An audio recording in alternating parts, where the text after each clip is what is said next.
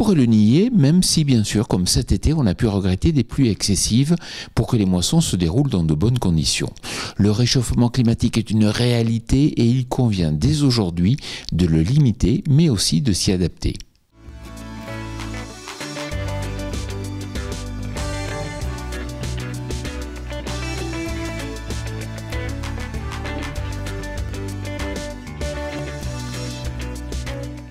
Cette semaine, je vous amène à la rencontre d'André Bernard, le président de la Chambre régionale d'agriculture de Provence-Alpes-Côte d'Azur. André, comment se concrétise le réchauffement climatique en agriculture ? Alors, ce qu'on peut constater déjà, c'est que globalement, les vendanges se font entre 8 à 15 jours plus tôt que ce qu'on les faisait il y a 20 ou 30 ans. Que les moissons se font là aussi 15 à 20 jours plus tôt que ce qu'on les faisait à une certaine époque. Nous avons un problème, c'est qu'effectivement, comme l'hiver, il fait pas assez froid, on a un démarrage de végétation beaucoup plus précoce et donc plus sensible au phénomène de gel printanier. En 2020, il y a eu des pertes importantes parce qu'il a fait des températures normales pour un 25 mars, mais comme les cumuls sur décembre, janvier et février étaient très élevés, la végétation était au niveau du fin avril. Quelles conséquences sur les productions ?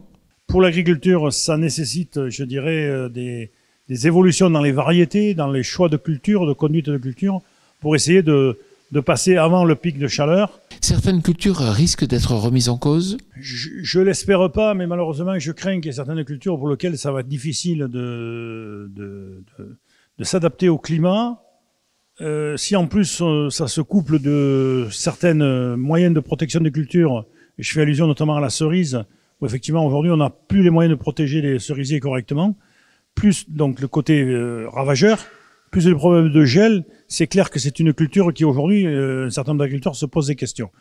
Après, d'autres cultures qui peuvent être remises en cause, je n'en vois pas vraiment. Il y aura des évolutions, et on travaille aujourd'hui à ces évolutions-là pour adapter les variétés, peut-être adapter des nouvelles espèces à certains territoires. C'est clair qu'on a vu apparaître en grande culture depuis quelques années le pois chiche. Moi, le pois chiche, je ne pas en avoir vu dans l'assiette, c'est tout. Maintenant, j'en vois dans les champs. Bon, mais on reste optimiste quand même. Écoutez, moi, je vous donne rendez-vous dans 15 ans pour voir comment ça sera. Je ne serai peut-être plus là. Mais nous allons travailler pour qu'effectivement, je veux dire, à chaque fois qu'il y a eu des évolutions dans l'agriculture, nos anciens ont réussi à traverser, à trouver des solutions. Nous avons aujourd'hui des capacités de construire des solutions, de les déployer. Et là, effectivement, je pense que ce pari peut être relevé. Si effectivement, on passe d'abord par une formation des hommes, une adaptation des moyens financiers pour pouvoir développer cette agriculture de demain, avec des systèmes qui vont jusqu'à des changements de pratiques dans les cultures, avec certains outils dont l'agrivoltaïsme aujourd'hui, qui de mon point de vue, permet de réduire les effets du changement climatique en atténuant les effets extrêmes et en pouvant conjuguer la production agricole et la production énergétique sur le même territoire. Merci André. Quant à moi, je vous retrouve la semaine prochaine sur TV Agri pour un nouveau regard porté sur l'agroécologie. Bonne semaine à toutes et à tous.